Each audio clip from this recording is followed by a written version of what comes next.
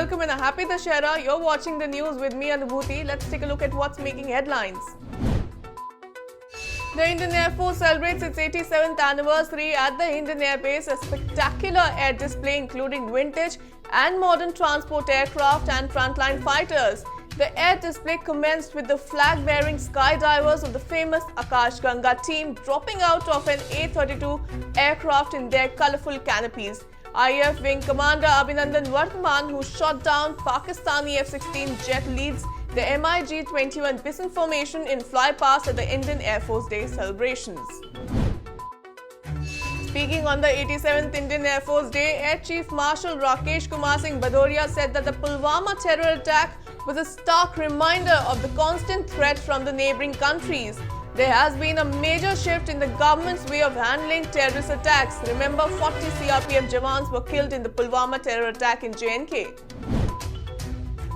The Union Defence Minister Rajnath Singh landed in France today for a 3-day visit. He will receive the first of the 36 long-awaited Rafale fighter jets on behalf of the Indian Air Force. Rajnath Singh will also perform the Shastra Puja, a ritual involving the worship of arms.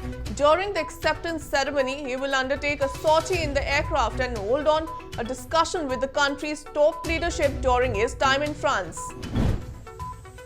The RSS chief Mohan Bhagwat today performed the Shastra Puja at the annual Vijay Dashmi festival in Maharashtra's Nagpur. He was seen giving a thumbs up while the RSS band performed the after-drill exercises by Swamsevak workers. RSS has also come up with its own internet-based radio channel to broadcast Bhagwat's speech at the event. Founder of the IT company HCL Technologies, Shiv Nadar, is the chief guest for this year's event. Union Ministers Nitin Gadkari, General V.K. Singh and Maharashtra Chief Minister Devendra Fadnavis were also present.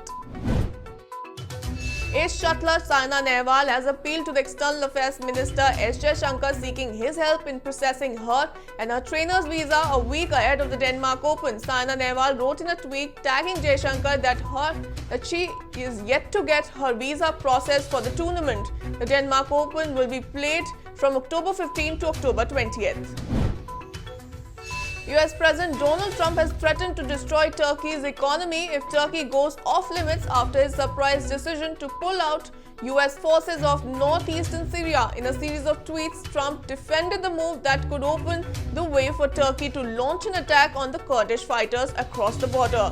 The withdrawal was heavily criticized even by Trump's Republican allies. The Kurdish forces were a key US allies in defeating the Islamic State in Syria. That's all in this bulletin. Thanks for watching. The news and updates will continue on the other side.